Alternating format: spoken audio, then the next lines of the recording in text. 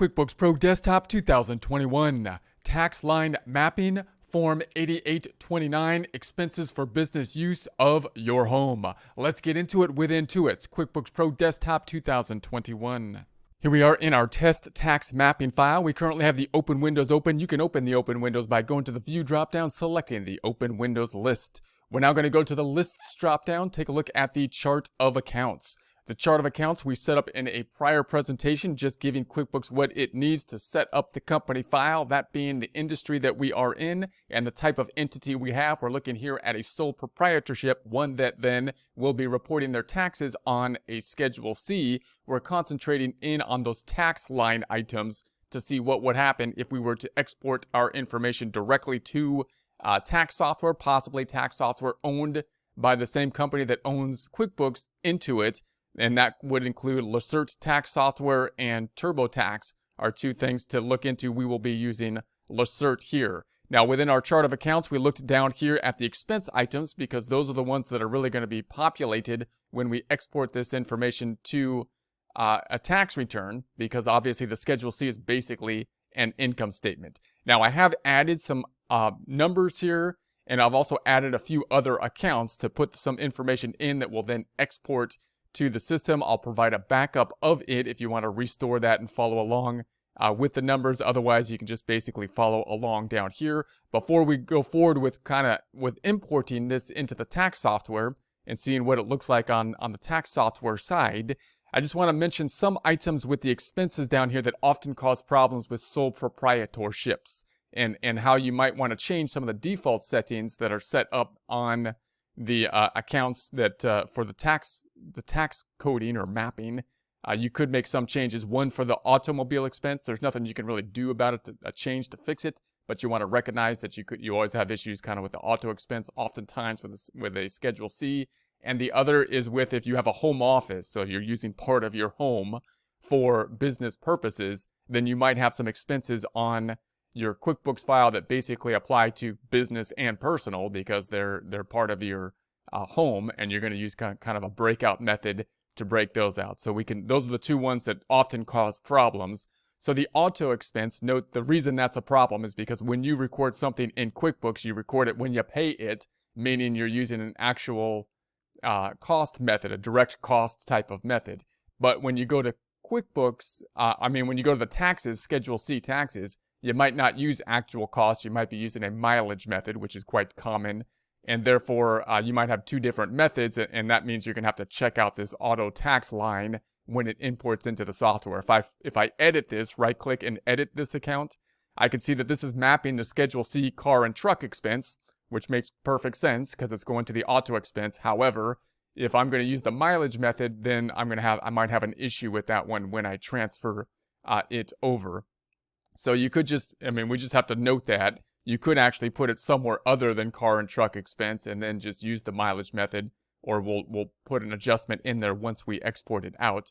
Closing that back out, the other one is the home office, and that one uses a form such as this that would then feed into the Schedule C on the tax return, Form 8829, expenses for business use of your home, which could include things like if you have part of your home you're using for business, like a home office that you're using for your Schedule C type of business, then you might pay for rent, for example. If you rent the place, then the portion of the rent for the home office should go for a business expense, and the rest of the rent should be basically not deductible because it's personal. And then you got to break that out. How are you going to break that out? You'll typically use some kind of ratio method, and that'll be broken out on this form, typically, oftentimes comparing the square footage of the home office versus the square footage of the entire place.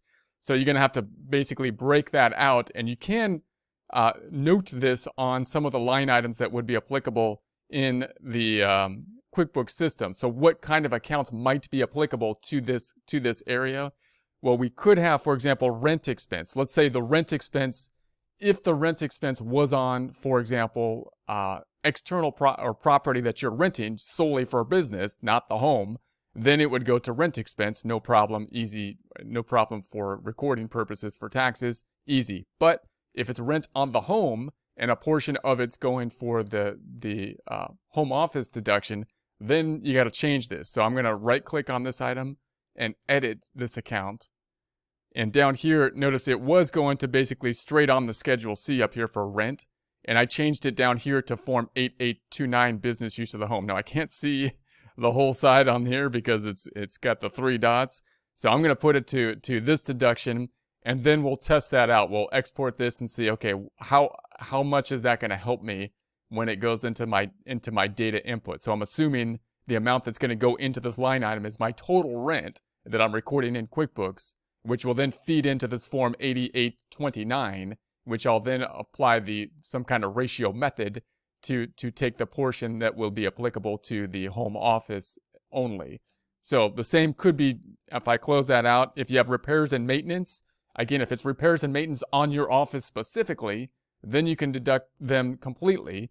But if they're on an external office, then you can deduct them completely. But if they're repairs and maintenance on like the roof of the home or something like that, then you'd have to then use this breakout method. So if we're assuming this is repairs and maintenance on the home, where you have the home office, then we'd have to put all of our expenses here. We're imagining putting all those repairs expenses here for the home, and then we would want to break them out. So if I edit this one again, and I hit the drop down, if it was just repairs and maintenance, it would just be a direct deduction on Schedule C.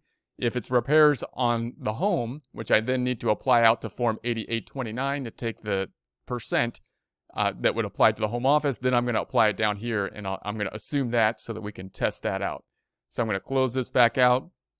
Telephone, you could have the same thing for the telephone, but you might have a separate business line, and I'm assuming we do, and we'll just deduct the entire telephone. Utilities is another one.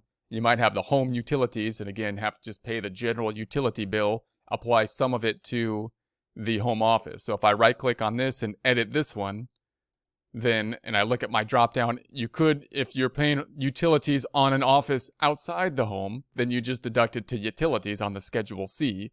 If you're paying utilities on the home, applying a portion of it to the home office, you might use Form 8829 down here, which will then, the assumption then once again will be that we apply the whole utility bill is going to be on our business Schedule C or business QuickBooks file, and then we're going to export it to the software, which is going to apply it to the Form 8829 rather than Schedule C directly, so that we can apply a ratio to it, breaking out the portion that will be applicable to the home and the portion applicable to the office, meaning we're going to take the amount applicable to the office.